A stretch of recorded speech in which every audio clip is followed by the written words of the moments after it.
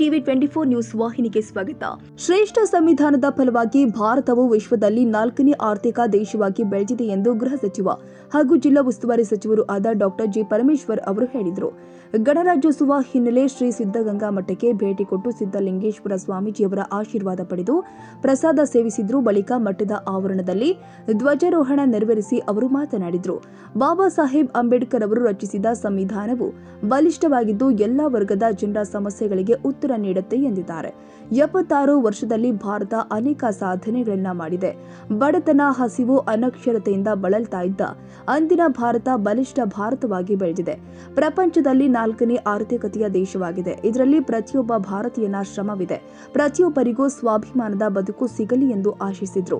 ಶ್ರೀ ಶಿವಕುಮಾರ ಮಹಾಸ್ವಾಮೀಜಿ ಅವರು ಇಡೀ ದೇಶದಲ್ಲಿ ಯಾವುದೇ ಒಂದು ಧಾರ್ಮಿಕ ಸಂಸ್ಥೆ ನೀಡದಂತಹ ಅನನ್ಯ ಕೊಡುಗೆಯನ್ನ ನೀಡಿದ್ದಾರೆ. ಕೋಟ್ಯಾಂತರ ಬಡ ಮಕ್ಕಳಿಗೆ ಜಾತಿ ಮತ ಭೇದವಿಲ್ಲದೆ ಅನ್ನ, ಆಶ್ರಯ, ಅಕ್ಷರ ಕಲ್ಪಿಸಿದ್ರು.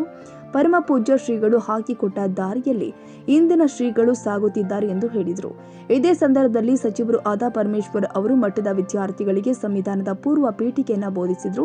ಶ್ರೀ ಸಿದ್ದಲಿಂಗೇಶ್ವರ ಸ್ವಾಮೀಜಿ ಅವರು ದಿವ್ಯ ಸಾನ್ನಿಧ್ಯ ವಹಿಸಿದರು. ಶಾಸಕರು ಆದ ಜ್ಯೋತಿ ಗಣೇಶ್, ಸುರೇಶ್ ಗೌಡ, ಜಿಲ್ಲಾಧಿಕಾರಿ ಶುಭ ಕಲ್ಯಾಣ್, ಜಿಲ್ಲಾ ಪಂಚಾಯತ್ ಸಿಇಒ ಜಿ ಪ್ರಭು, ಪೊಲೀಸ್ ವರಿಷ್ಠಾಧಿಕಾರಿ ಅಶೋಕ್ ರವರು ಉಪಸ್ಥಿತರಿದ್ದರು.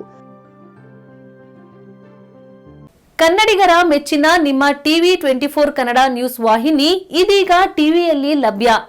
ಕರ್ನಾಟಕ ಮತ್ತು ದೇಶ ವಿದೇಶದ 360 ಡಿಗ್ರಿ ಸುದ್ದಿ ಹಾಗೂ ಉತ್ತರ ಕರ್ನಾಟಕ, ಬೆಳಗಾವಿ, ಬಾಗಲಕೋಟೆ, ಧಾರವಾಡ, ಹಾವೇರಿ, ಗದಗ, ಬಿಜಾಪುರ ಜಿಲ್ಲೆಯ ಕ್ಷಣ ಕ್ಷಣದ ವಿವರವನ್ನ ಪಡೆಯುವುದಕ್ಕೆ ಟಿವಿ 24 ಕನ್ನಡ ನ್ಯೂಸ್ ವಾಹಿನಿಯನ್ನ ಲೈಕ್ ಮಾಡಿ, ವಿಡಿಯೋಗಳನ್ನ ಶೇರ್ ಮಾಡಿ, ಕಮೆಂಟ್ ಮಾಡುವ ಮೂಲಕ ನಮ್ಮ ವಾಹಿನಿಗೆ ಸಹಕಾರ ನೀಡಿ ಮತ್ತು ಚಾನೆಲ್ ಅನ್ನ ಸಬ್ಸ್ಕ್ರೈಬ್ ಮಾಡಿ. Thank you.